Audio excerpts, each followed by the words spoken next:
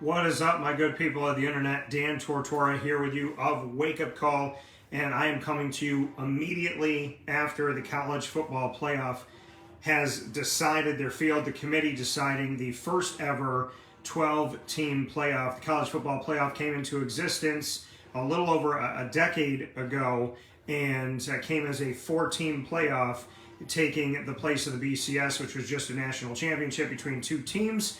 And now we have a 12-team playoff for the first time ever. I've made my notes here, so I'm going to give my immediate reaction. Obviously, I'm going to be talking about it all throughout this coming week on Wake Up Call, but I couldn't sit here and not give you a bonus show this week. I really couldn't. So, had to do this, had to give you a bonus show. You know Wake Up Call is on Monday through Friday from 9 a.m. to 11 a.m. Eastern Time, worldwide on YouTube.com and Facebook.com, both /WakeUpCallDT, and on live internet streaming radio on WakeUpCallDT.podbean.com. So we are going to be talking about it all throughout the week. I can't wait to have these conversations with you, but like I said, had to give you a bonus show here on College Football Playoff Selection Sunday. And so let's get into the conversation here. First, I'll break it down. I put on all of our social media, Facebook at WakeUpCallDT, X at CallDT, and Instagram at WakeUpCall_DT, the field. So you can see the entire field there. This is how it broke down. Number 1 seed, Oregon, 13-0, the only undefeated team in the entire country of over 130 FBS Division 1A NCAA football teams. So Oregon being 13-0 and being the only undefeated team in the country, I agree that they're the number 1 seed. They're coming out of the Big Ten. The number 2 seed, Georgia, I don't know why I had initially thought Georgia had 3 losses. They only have 2 losses this season. Both of those losses came to Texas. Not both of those losses came to Texas. Texas losses came to Georgia. So Georgia's only 2 losses this season, folks. When you take a look back at the Bulldogs' schedule, the Georgia Bulldogs, they almost had 3 losses, but they lost at Alabama when Alabama was ranked 4th in the country. That was 41-34. And they lost to Ole Miss also on the road, as when Ole Miss was in the top 16, lost that game 28-10. So they did have the 8 overtime game against Georgia Tech. They won that game, so it didn't count against them. So looking back on it, Georgia being 11-2, I agree with this. Like I said, in my brain they had 3 losses. I don't know why. But having 2 losses, being out of the SEC, I totally agree that they're the number 2 seed. They're the only team to beat Texas this season. Nobody else beat Texas this entire season, in or out of conference. And they beat Texas twice, including in the SEC Championship. Totally agree with that. With Clemson winning the ACC Championship, I had prognosticated that Boise State, the Mountain West champion, was going to move into the top 3. They did exactly that. 12-1 Boise State, the Mountain West champion. I agree with their seeding at number 3 overall. And then here's the interesting one, and this is where it can get confusing. The top 5 highest ranked conference champions, which this season there's 9 conference championships, and in the future the Pac-12 will be back, so there'll be 10 conferences that will have a conference championship game in FBS. But right now there is 9.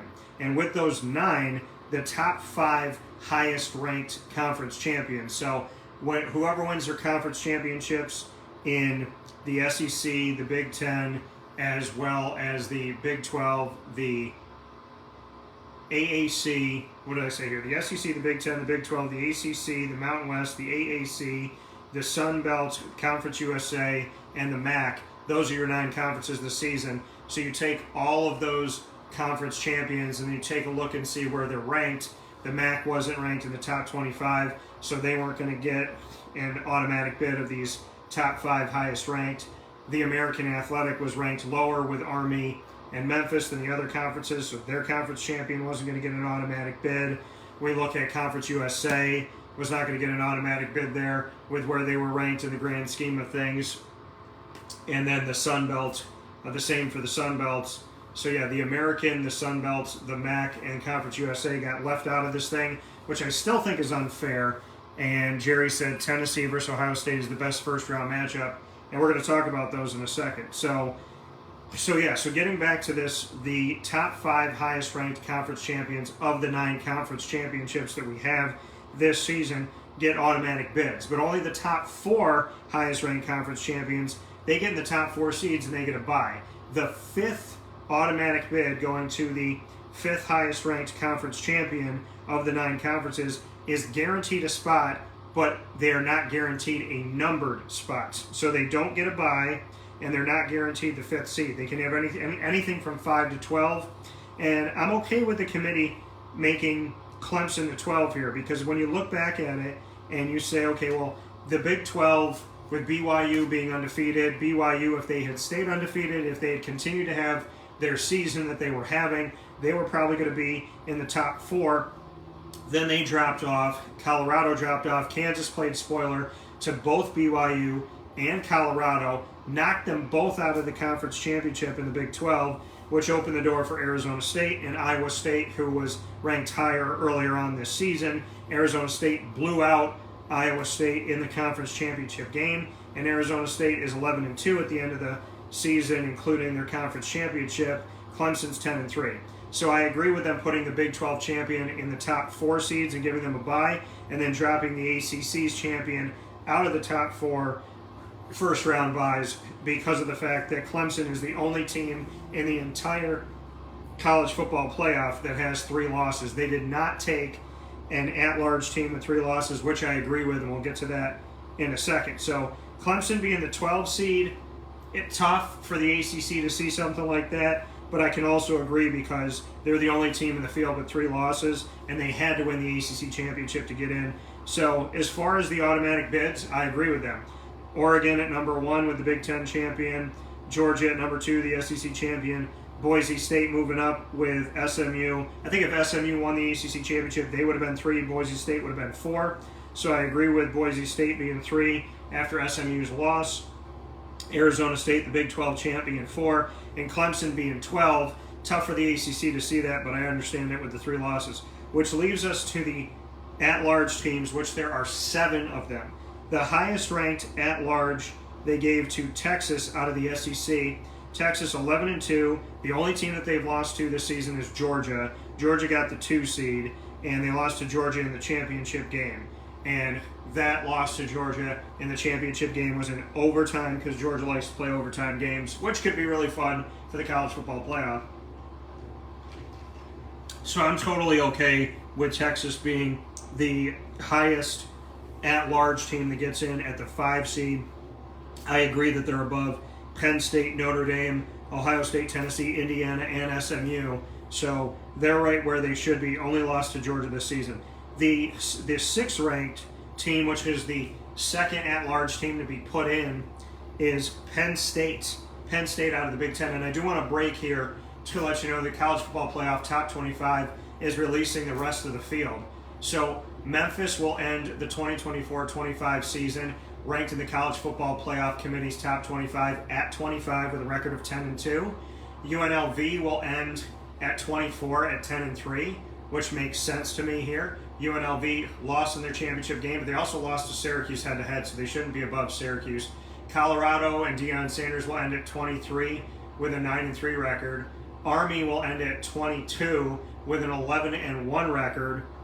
Tough to see this for Army with everything that they did this season. Bryson Daly with the amount of touchdowns he had at their quarterback and them having an 11-1 record. Syracuse will move up 1 spot, my hometown, to 21. I agree that they should be around that 20-21 area. 21's my favorite number, so I'll take it. In Fran Brown's first season as a head coach and first season with Syracuse leading their team, he will get them into the College Football Playoff's final rankings of 2024-25 at 21 overall at 9-3 on the season. So I am completely fine with looking at that and accepting that for my hometown of Syracuse. So I'm going to go ahead and jot these down. And like I said, taking a little break in the at-large conversation here to make sure that I can bring you what's coming in for the College Football Playoff. So that's how 21 through 25 ended here for the College Football Playoff, and a shout out to Syracuse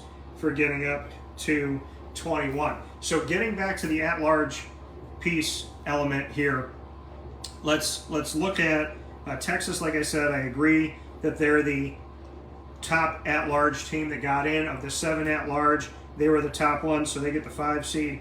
Penn State gets the 6 seed, so they're considered the second best at-large team.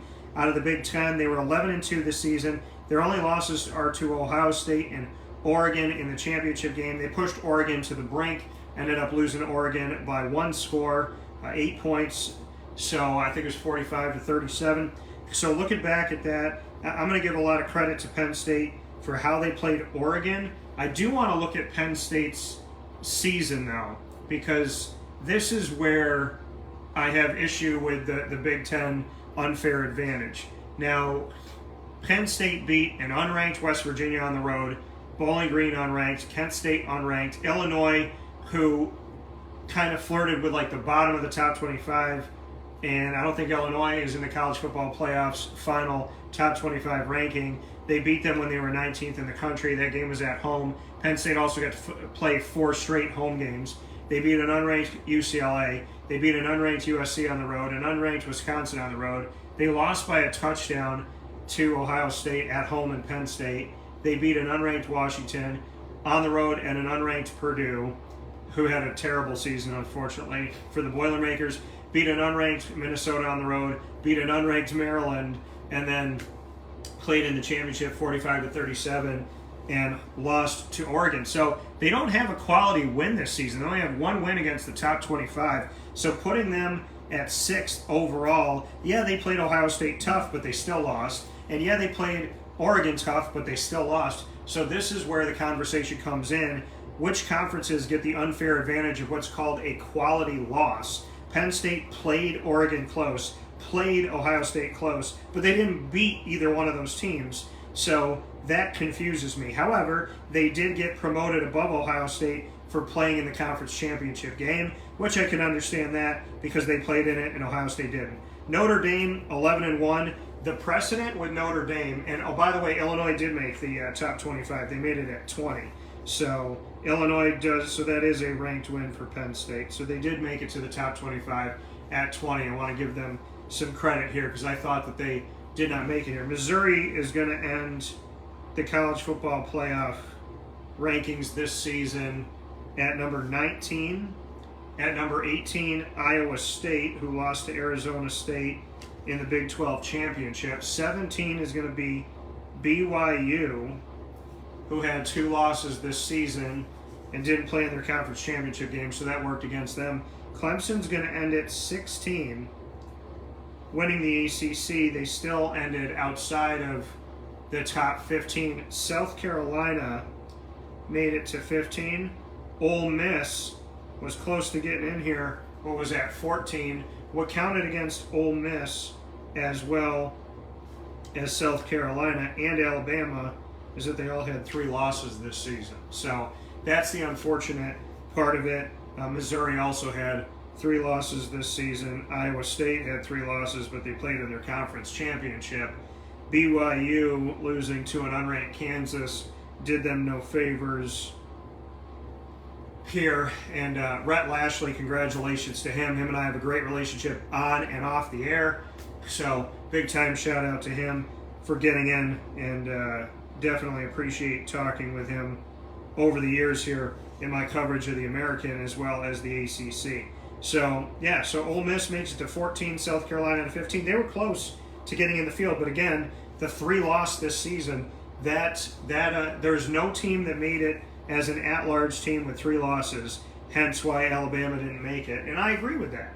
I totally agree with that. Looking at SMU and looking at Alabama with 3 losses, now if they both had 2 losses and SMU played in their conference championship and Alabama didn't, you can still argue SMU, but then you can say SEC play, you can look at strength of schedule, say they both have 2 losses, and you could maybe squeak in Alabama above SMU, although I do think the conference championship should matter, and SMU being the number 1 team in the conference all season, being undefeated in the ACC all season, in their first season in the ACC since leaving the American Athletic, that should all hold weight. But I can see the committee looking at SMU and Alabama if both teams had 2 losses. and putting in Alabama. What worked for SMU is that the argument between them and Alabama had 3 losses, and like I said, not a single at-large team was let in with 3 losses this season. I do agree that Illinois should not be ranked higher than Syracuse. They're ranked 1 spot higher. I think Syracuse should have made the top 20 in the college football playoff, but they did not. I mean, you can argue them above Illinois. You could argue them above Missouri. Missouri didn't have a great season. They started the season ranked in the top 10, being in the SEC.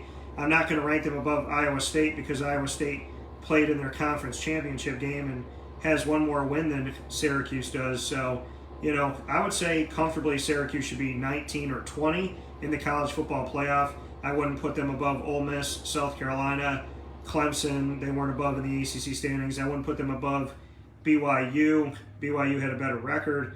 I wouldn't put them above Iowa State, like I said. So, yeah, I do think Syracuse should be in the top 20, and I thought that before even this week. But we know Syracuse isn't well respected. They're one of those teams in the country that has to win every game and still has to hope to get some respect. So, we shall see. But let's go to the Penn State factor. Penn State's best win is against Illinois. They played Oregon close. They played Ohio State close. Does that garner you being a 6 seed? I don't think so. But again, the Big Ten has an unfair advantage in the committee. The Big Ten is the only conference of the 9 Division I-A FBS conferences, and I know the Pac-12 still exists, but this year was a non-factor with just Washington State and Oregon State, and they were granted a waiver by the NCAA to be able to still be a conference with only 2 teams, and then they had partnerships with the Mountain West so that they could put their season together and not just play each other 12 times. So you look at Penn State, and you look at the grand scheme of things here. Oregon, Ohio State, Penn State, Indiana, 4 Big Ten teams in. That's more than the SEC and every other conference. I do not believe that the Big Ten is better than the SEC, so I do not agree that the Big Ten should have 4 teams in this thing. And like I said, we're going to be talking about this all throughout the week and obviously in the coming weeks here. Marcellus Barnes, shout out to you. But we're going to be talking about this all the way through. And this is my preliminary immediate reaction here. I watched it on television like you did. I'm reacting in the moment. And Penn State being a 6 seed, I don't see it. Their losses are to Ohio State and Oregon, but they're still losses. Again, they got into the field because they had respectable losses, if that's even a thing. Notre Dame, this is the precedent that's been set with Notre Dame. This is what I was going to talk about before. But the thing about Notre Dame and Indiana is I don't think either one of them has an airtight case on why they should be in the college football playoff, but they're playing each other. So someone's going to knock the other one out of the 2 teams that I don't really regard as should have been in this thing, definitely. But keep in mind, Indiana, it was stated that Indiana had a better than 90% chance of making it in the college football playoff if they lost to Ohio State. And they lost to Ohio State by double digits. If I'm a team knowing I'm going into the college football playoff in a loss, that's pretty nice. Must be nice to have the Big Ten advantage. There's the marshals out there and the armies out there going, nobody was saying if we lost a game and got blown out or lost by double digits that we were going to almost be guaranteed in. But Notre Dame gets in. They're 11-1. Their key win this season, Texas A&M, it was in the first week of the season. In the second week of the season, at South Bend, at home for Notre Dame, they lost to Northern Illinois, who is nowhere near sniffing the top 25 in the AP or the coaches poll. That's their only loss this season. But the dangerous precedent that was set with Notre Dame is that Notre Dame, years ago, if they went 12-0 or 11-1, they were pretty much guaranteed a spot in the college football playoff when it had 4 teams. Now that it has 12, Notre Dame being 11-1 or 12-0, keep in mind they don't play a conference championship because of their independence. In football, they're a part of the ACC and every other sport. But Notre Dame being 11-1 or 12-0, the precedent set years ago was if they have that record of 11-1 or 12-0, they're going to be in the college football playoff. They're 11-1 this year. They're in the college football playoff. That's the precedent they set with 4. And now that they've expanded to 12, if you let them in when there was 4, now there's 8 more spots. There's 7 at large. As long as Notre Dame has no losses or 1 loss, no matter who they play, they're going to get in. That's the precedent that the College Football Playoff Committee set. I don't agree with the precedent, but they have stuck with this precedent through history. This is Notre Dame's 3rd appearance in the college football playoff. They got embarrassed in their first 2. We'll see what happens in this one. Now, besides beating Texas A&M on the road, which I respect, and arguably took Texas A&M out of contention because Texas A&M had other losses, losing to Northern Illinois at home in South Bend, atrocious. They blew out Purdue on the road. Purdue's a terrible team this year. They beat Miami of Ohio, who played in the MAC championship, so I'll respect that. They didn't win it, but they played in it. They beat Louisville when Louisville was ranked in the top 20. That game was at home. They beat an unranked Stanford at home. A good Georgia Tech team, who I think should have been ranked this season with how they played Miami, because Georgia Tech doesn't beat Miami. Miami's maybe in the college football playoff. And then you look at Georgia Tech went 8 overtimes to Georgia. So I respect that win from Notre Dame, 31-13. They beat Navy when Navy was ranked in the top 24 at 24. Navy struggled, though, toward the end of the season. They beat Florida State, who was unranked. They beat Virginia, who was unranked. They beat Army, who was undefeated at the time, 49-14, which I'm going to call a quality win, but I don't know if the rest of the country would. And they beat USC on the road, 49-35, against a USC team that started ranked way too high and then ended the season unranked. So, I mean, I guess I could say Notre Dame, Texas A&M, the Georgia Tech win over the Louisville one, and then Army. You know, they got some good wins this year, so maybe they get in the field. I don't know if they go 7. And then Ohio State, 10-2. Ohio State's only losses this season are to Oregon by 1 point, 32-31. And they lost to Michigan, who had an awful season. Michigan had 5 losses this season, and Michigan kept Ohio State out of getting in to the Big Ten championship. Ohio State being an 8 seed, I don't think Ohio State should be able to play a home game after losing to an unranked team with 5 losses. Say what you want to say, but they're in the 8-9 matchup. I think Tennessee should have had the home game because neither one of these teams played in their conference championship. Tennessee, also 10-2, but of the SEC. They lost to an unranked Arkansas, and they lost to ranked Georgia. So both Ohio State and Tennessee have an unranked loss and a really good ranked loss.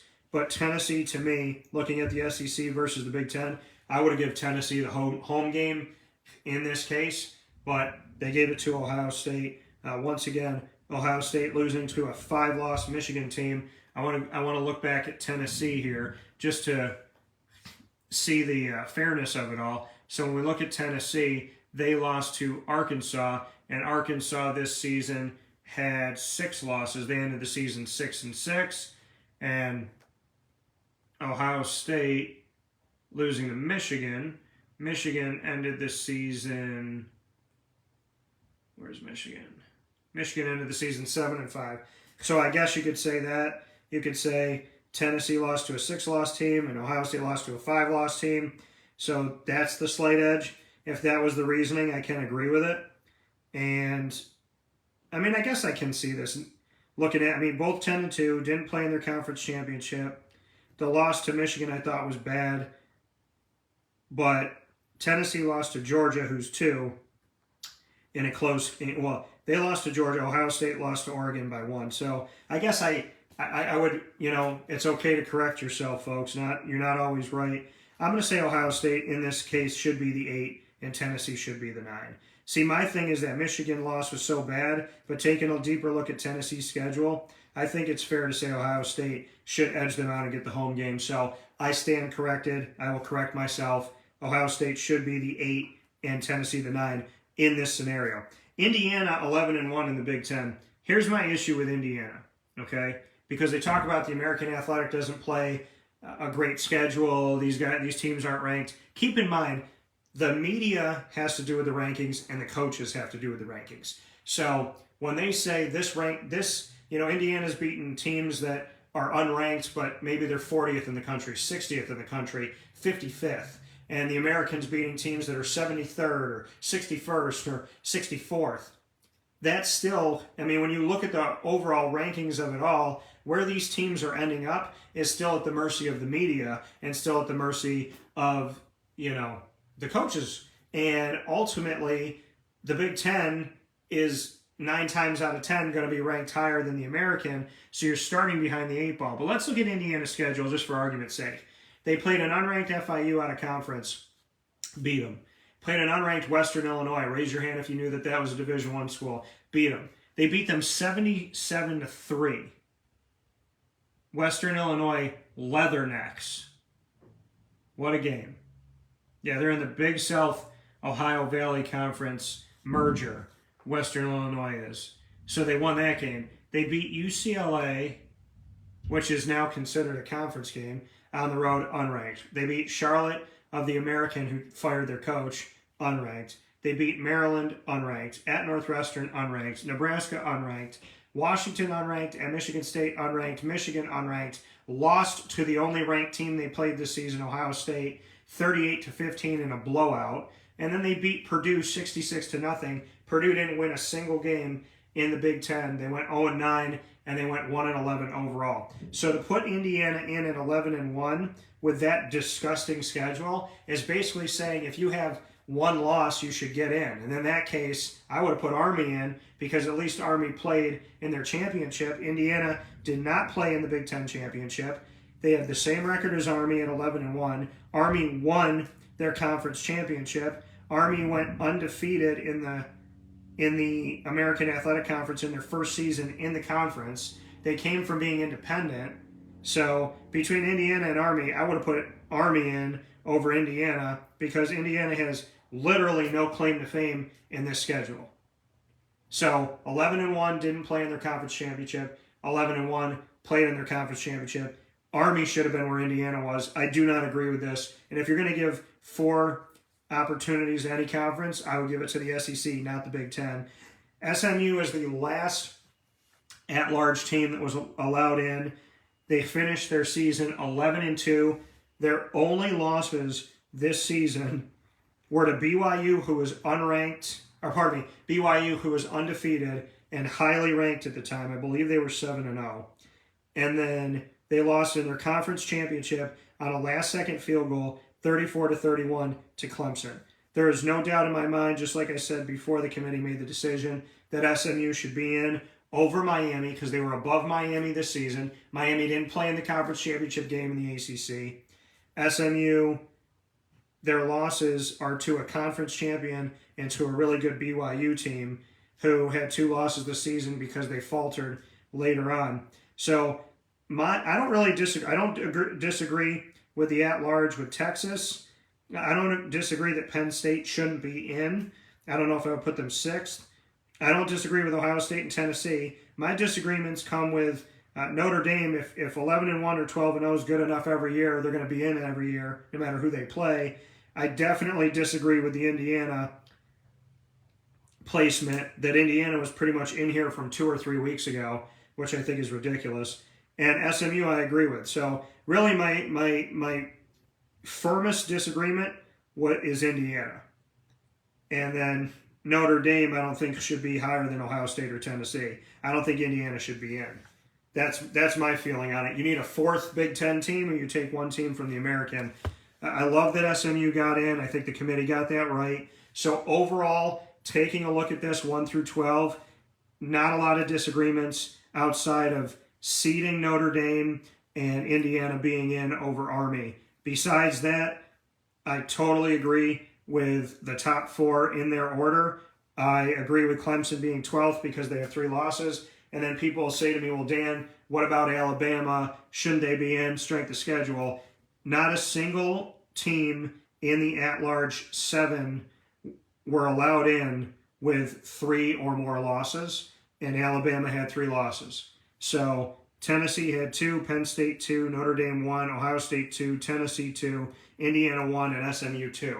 And keep in mind that Penn State and SMU both played in their conference championships, and that was the second loss they took They both went in 11-1.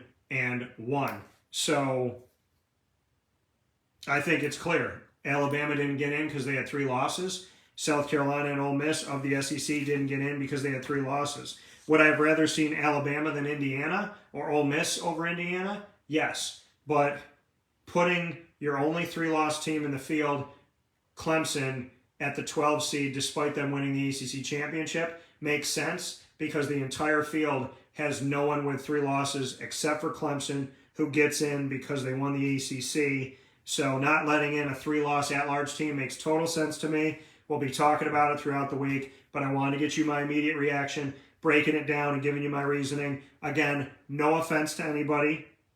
I'm giving you my thoughts. I have nothing against Indiana, nothing against Notre Dame, just giving you my opinions based on what I see and based on the records, based on Notre Dame not being in the conference, and based on Indiana not playing in a conference championship and not having, to me, a quality win this season.